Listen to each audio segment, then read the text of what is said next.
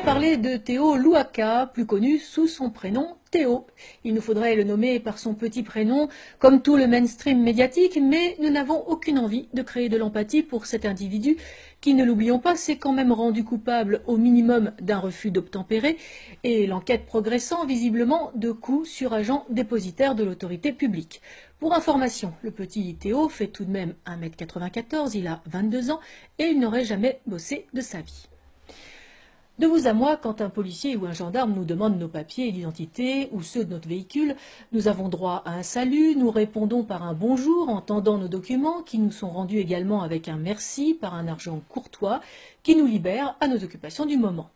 Et on est en droit de penser que cela se passe ainsi avec 99% des Français de souche. Donc, pour se retrouver avec 4 policiers sur le dos, il me semble que l'échange a dû être moins courtois et qu'au lieu de présenter ces documents, le petit chouchou des médias, le petit Théo d'une vingtaine d'années, a dû leur servir un langage fleuri tel que celui enseigné dans les écoles de Najat. Évidemment, on peut aussi croire que les 4 policiers avaient été recalés au stage d'aguerrissement de la milice populaire nord-coréenne et qu'ils se sont défoulés sadiquement, tels des pédophiles écolos, sur ce pauvre passant fréquentant à l'insu de son plein gré un point de deal de drogue. Ce garçon n'a définitivement pas de chance, tombé sur les mauvais flics au mauvais moment, au mauvais endroit. Il a de plus droit à la visite du plus grand loser de la 5e, Monsieur Bricolage, le même qui ne s'était pas déplacé au chevet des policiers, brûlés vifs ou lynchés, le même qui n'assiste pas à la levée des corps des militaires tombés pour la France dans les guerres qu'il a déclarées. Une dizaine de jours plus tard, le bilan est connu, il était même prévisible. De nombreuses voitures de police brûlées, des commissariats attaqués, des policiers blessés, des véhicules privés incendiés comme des bus, du mobilier urbain, des magasins, des écoles, des agences postales, des stations-service, bref, tout ce qui a déjà coûté des milliards d'euros dans la politique de la ville. Tout ce qui a déjà été donné, détruit, reconstruit, brûlé, refait, pillé dans un cycle infernal depuis 40 ans. Au passage, on notera que jamais les CAF et tout ce qui sert de distributeur de billets à ces chances pour la France, comme disait Bernard Stasi, ne sont ni brûlés ni attaqués et qu'elles ouvrent toujours sans problème les lendemains d'émeutes. Toutes ces centaines de milliards d'euros, donc, qui ont fait défaut au développement des zones rurales, qui ont fait défaut au développement des infrastructures de communication routières, ferroviaires, aéroportuaires ou virtuelles, comme la fibre ou la 4G dans nos campagnes.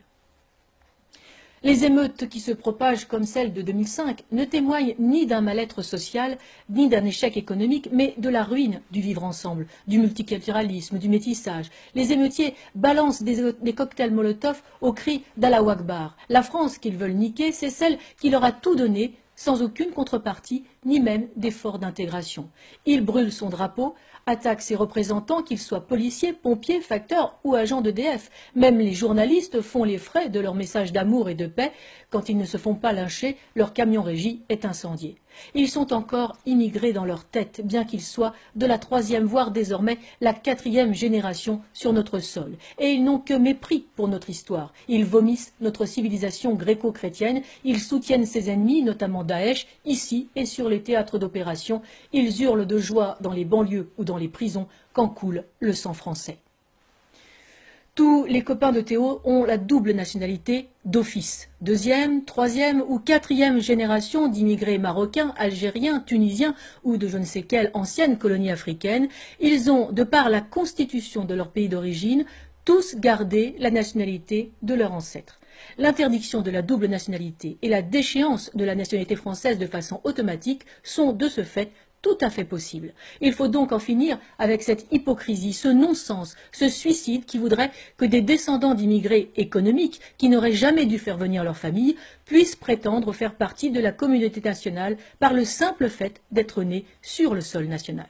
Être français, c'est bien plus que cela. Mais comment le faire comprendre à une génération de demeurés convaincus par leurs professeurs et les médias que la France leur doit quelque chose, qu'elle est comptable de la colonisation, alors que leurs ancêtres n'ont ni su entretenir, ni su améliorer les formidables infrastructures laissées sur place au départ des colons. Les descendants de l'immigration européenne ne posent aucun problème, ils sont intégrés depuis des générations.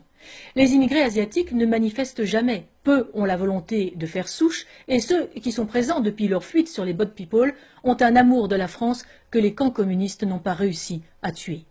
Ce sont donc toujours les mêmes, ceux à qui l'on a tout donné, tout passé, tout excusé, ceux pour qui on a tout avili en ne défendant pas nos principes, nos valeurs ou nos coutumes. Alors, c'est assez, dehors.